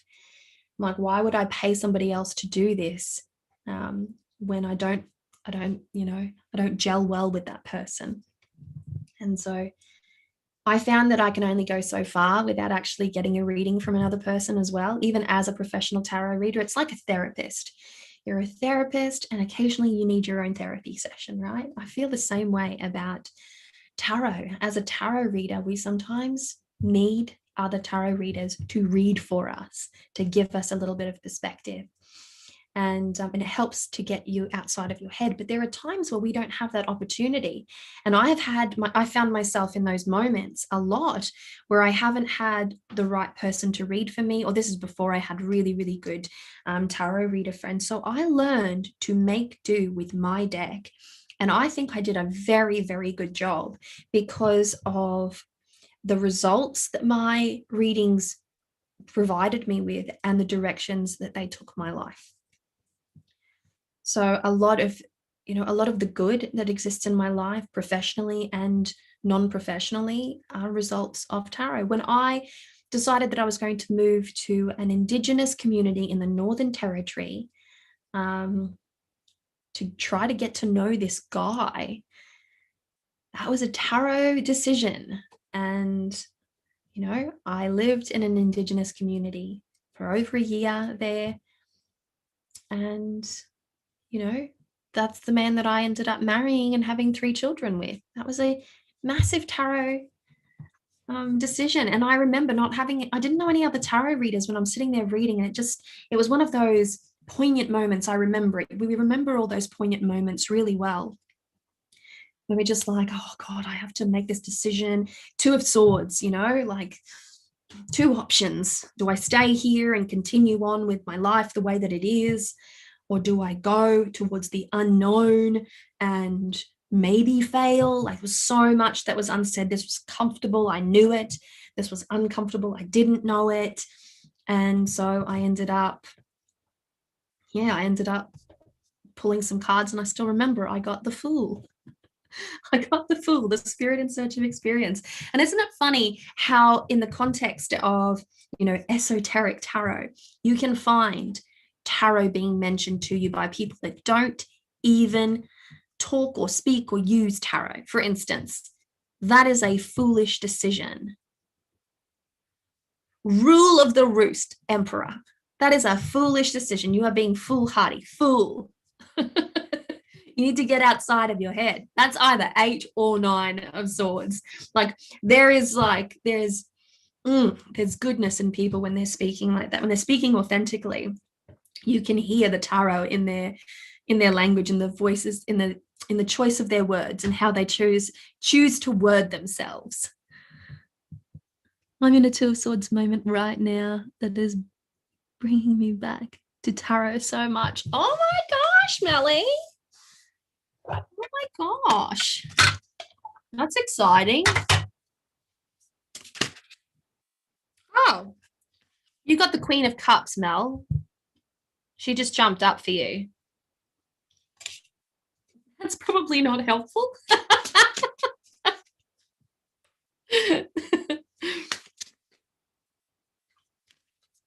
Archetypes, yes. I've been thinking so much lately about how I want tarot to be a bigger part of my life and how I can get more time in my day to study. Believe it or not, it's not hard to study the tarot. You get used to it. So that's definitely something that I would be covering as well in my esoteric tarot course, because I think you should do tarot every day. Should. There's me with my shoulds again. I'm very careful with the word should, but forgive me, folks. Some days I sit here and I will be thinking up an idea, and all I do is shuffle my cards. I don't even pull a card. I just shuffle it. Am I using tarot in those moments? Yes, I am. I'm tapping into a meditation surrounding the tarot. And it's a beautiful, beautiful thing. She just jumped out there, Mel. Did you see that?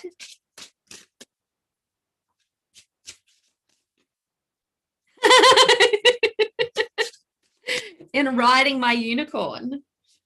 Right now, I'm facing another decision. And, you know, and it's something that I'll be using the tarot for as well. You know, I'm looking at ways in which I can build my house.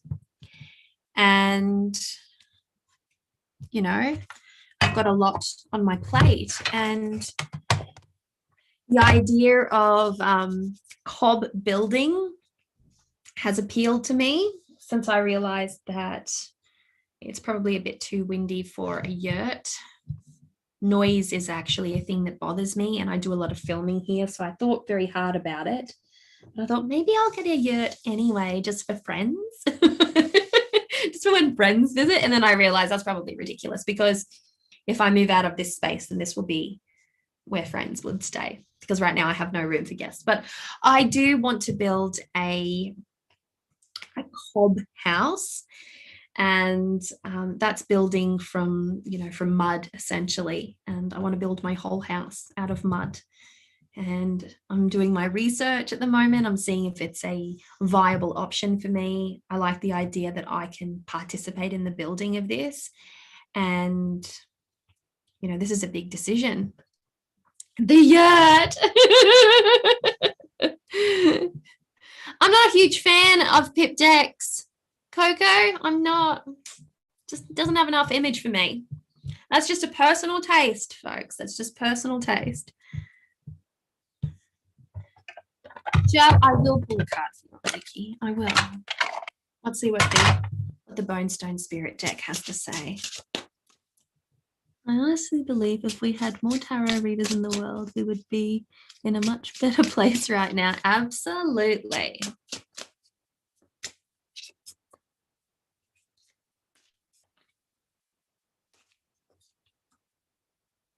Four of Cups. Joe, the Four of Cups. I believe, now allow me to just step in here. You will interpret this on your own, absolutely. But I feel that you're being, well, no, I think you're thinking a bit small being a little bit complacent and thinking a little bit too small. Maybe you're limiting yourself in some way. Maybe you're limiting your your spiritual capabilities, i.e. more services. Let's just go with it. Does anyone else want me to pull a card? I feel like I should probably like round it up now because it's actually lunchtime. So I'll pull some cards for people. I will encourage you. Come on over and say hello to me on Patreon. It is truly a beautiful space, especially if you're interested in tarot. We're running this course right now. We just finished a shadow work course, which is still up there and available, of course. And if you do go for the card slinger tier, you also get the book club. And we're studying astrology right now in book club. So if you like to read.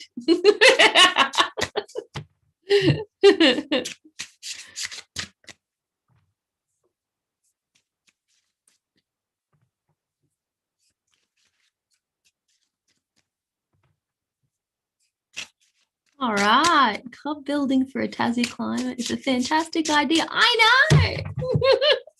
I'm so excited. All right, Anaza, would you like me just to pull a card? I'll just pull a card and I won't ask for your questions. I will just pull a card and we'll go from there. That way it's a clean slate. King of Swords for Anaza.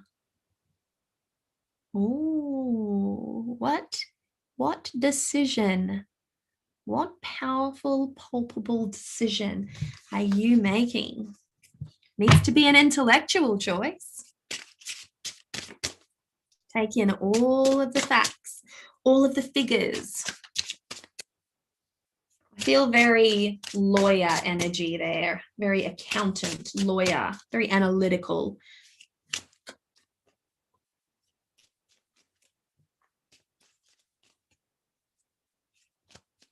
Sarana.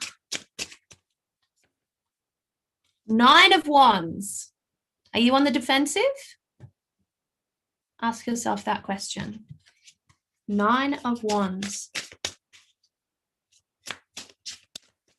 Perhaps you need to hold your ground more. Be on the lookout for impending threat. Patricia.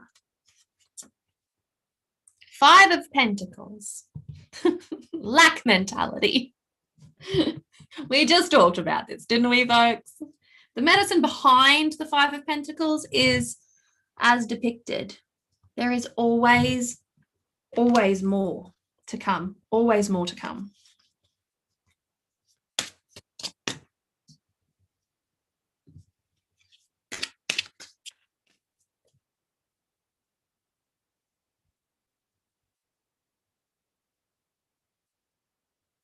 Advice for my interview. Help me get the job. Ooh, Pandora, I'm so down for that. Nine of Wands as well. Plus, stand your ground. Plus strength. Plus the Lovers. There's co-creative partnership there. You might have to compromise some of your ideas in order to co-create. But I think too, if you demonstrate strength of character as well, that will be very, very beneficial for you.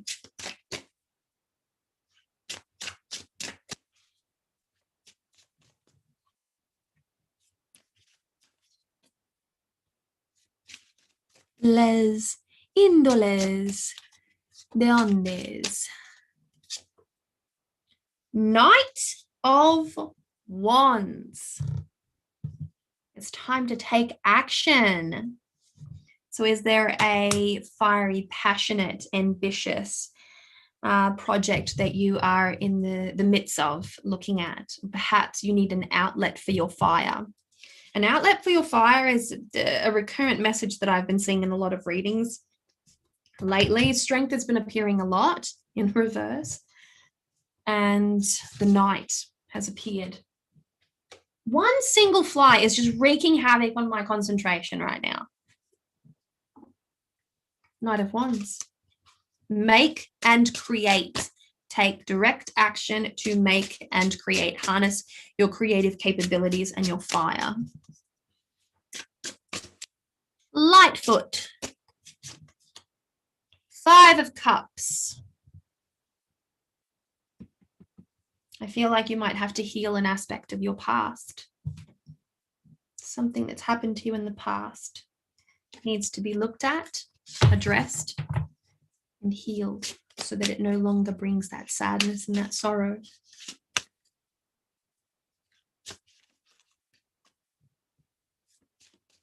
Samantha. I need to make my way back to tarot. Aww. Well, you're absolutely welcome to join me on Patreon. I will make you so damn enthusiastic for tarot that you'll think you've caught a fever.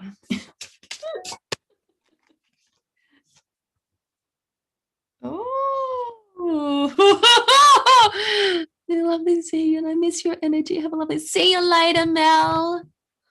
Just pledged on Patreon a few days ago. Oh, that's so nice.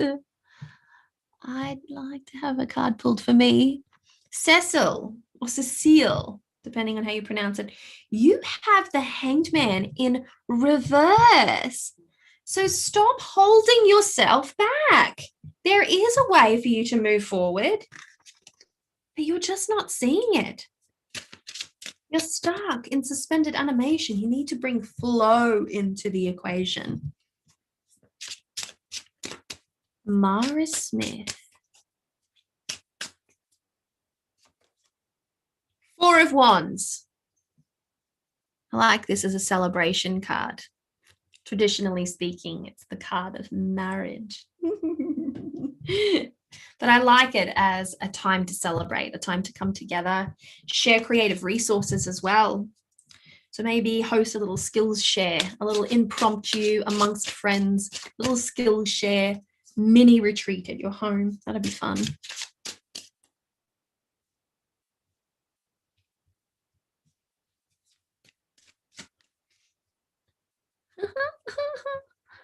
Hang on, have I missed someone? It's loading very slow, like the message is working very slow. Oh. Such a Libra. I like that. Trying to work out why I'm so bloody blocked with cards and spirit at the moment. Oh, blessed Mama Witch. It can be hard. You might have to step out of your comfort zone.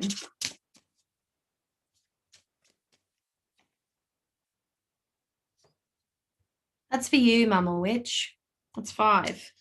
The 5 of Cups. We're getting some repeaty cards here, but I'm loving it. Kate Rawlings, please pull 1 to help explain the thunder and lightning that happened during this chat. Oh,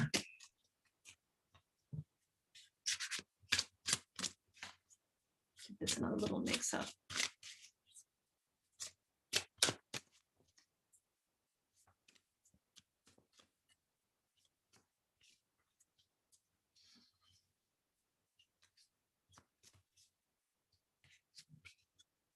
Knight of Swords. Oh, paradigmy shift. Definite shift in perspective. Something's opened up for you. Something has opened up for you, Kate. An idea now. It's time to take a little action. That's me. That's me in that deck. I consider myself to be the Knight of Swords. It's true. I do. You're embarking on a building journey, also rolling my eyes out loud and running a real journey for sure. Absolutely. The whole time watching this. 10 of Wands. Who was next? Coco, was this one yours? 10 of Wands. Oh, overwhelmed, encumbered by responsibilities. It is very much a time to look at all the contracts that you're making. And every time we say yes to something, a friend, a mate, like a parent, just every time we say yes to something, we are creating contracts in our lives. Too many of those yeses will lead to this. Okay, be conservative with your time. Time is now one of the most precious commodities. And always remember, leave time for yourself to enjoy life instead of filling your days up with too many things. Hey, Jezebel.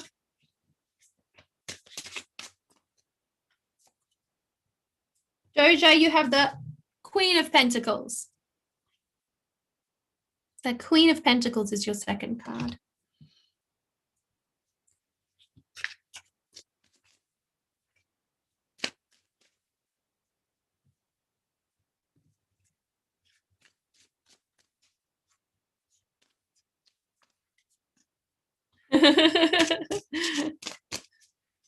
That's fantastic.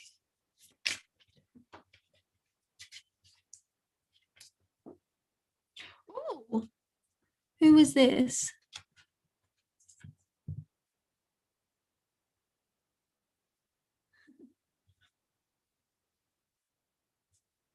Diane, you have the Two of Wands.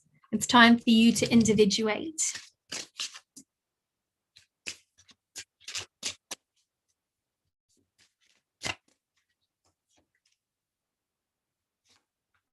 Mara, the Five of Cups.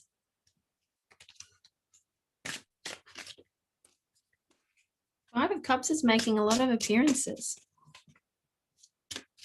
You're welcome, Pandora.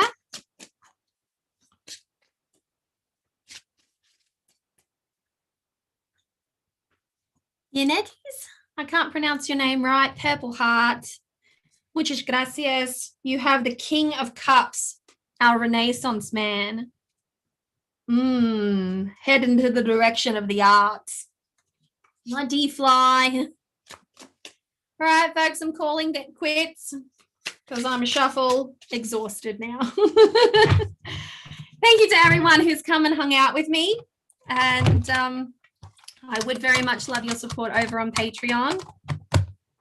Your support over there, my beautiful patrons, is what helps to keep this channel going. It is the very reason I was able to live stream today.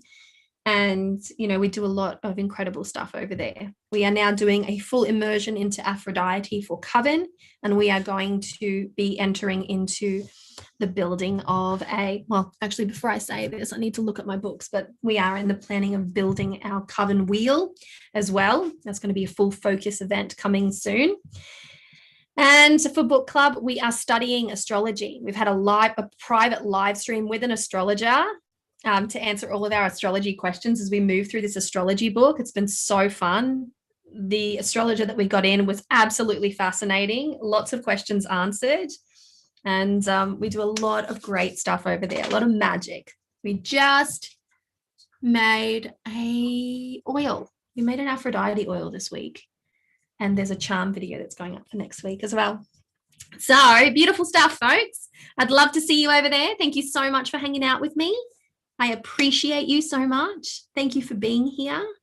And oh yes, I meant to say, I am now offering one-on-one live consultations with beautiful people who want to build up either their tarot practice or their witchcraft practice. I have it mostly specific to witchcraft at the moment, those who want to really build their own personal witches practice from the absolute foundation all the way up. And so I have a full session designed to help you, like we sit there and we design your practice, every little bit of it, holidays, festivals, ideas, spellcraft, wheel, etc. Everything gets discussed. And so we build something, you know, unique and magnificent for you there. Particularly good for those of you who are beginning your tarot practice and who are feeling stuck and uninspired within your, not tarot, but your witches practice. And I'm I guess I'll do one for tarot as well, because I would actually love to sit there one-on-one with people and just go, where are you with your tarot practice? Because I love talking about tarot. If I've got one for witchcraft, I should definitely have one for tarot. Or maybe I should just blend the two. Can you see how excited I get? It's so fun. I've also launched, I haven't done this for a very long time, folks. I've had the same readings on my Etsy page for a very long time. I now no longer transact on Etsy. I have moved to my own website, and I've lowered my prices significantly on my website, because now Etsy's not sticking their hand in and taking everything. So that their fees were getting out of control and ridiculous. So I have ones for sparking creativity. I have, wait, I may as well look.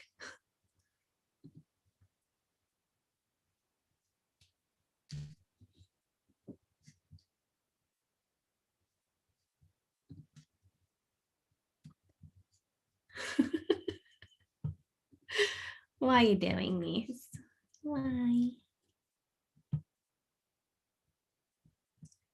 Oh, there we go. Confirm. All right.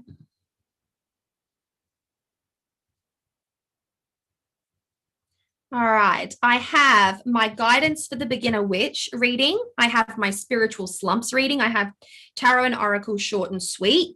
So really short, quick readings for just people who need a little bit of direction in the moment. I have spirit work to ignite your intuitive faculties, which I'll be talking a lot more about on my channel in the coming future. I have the magical new year, which everyone's familiar with, Samhain Witch, which is Sabbath, love readings, spirit work to connect with deity, sage and bone for deep, deep wisdom, ancient paths, which is a spirit work session for past lives.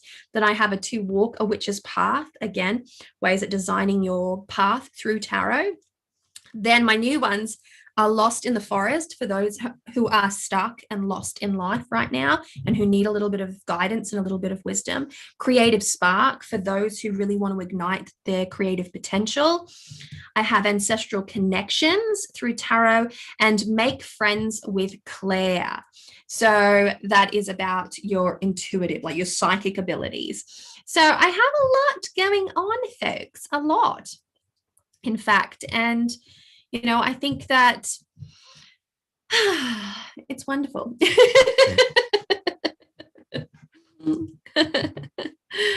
Thank you, Jessie. Oh, thanks, Jessie Bonbon. So yes, I've got a lot on over there, and I would love to have you over there as well. I took a little bit of a step back there from reading for a while just because I was so busy, but lately I have been, you know, really called to do more with tarot as well. And that's why I've created this, you know, Tarot for Esoteric Evolution, is because I really felt like it was necessary, because like I said, I do a lot of work with people that are deeply intuitive, deeply magical, but they've just taught not to be. They were just taught from a very young age not to be. So this is about igniting that awareness of the magic that exists inside of us through very practical means, so that we can really evolve not just our tarot practice, but just live better lives. And, you know, there's so much that we can do within that realm as well. So, you know, I'm very eager to start that. We've only just done our intro. So basically, I've put half of our intro video up on, I think it was in our community section here on YouTube. It's up on my Facebook page, and I uploaded it to Instagram today and IGTV. But there is another like 15 minutes to that video, which is everything that you'll need to bring. So that is for all the students who are, you know, wanting to take this course, and it's going to be fun. I'm so excited for it, and I would love to see you there in any capacity, folks. Oh, so much fun. I've subscribed and hit the bell. Oh, thank you, honey. Thank you. All right, my beautiful souls. Well, thank you so much for hanging out with me. Look out for Goddess Love Oracle. I almost didn't get this, but then I thought I'll regret it if I don't get it.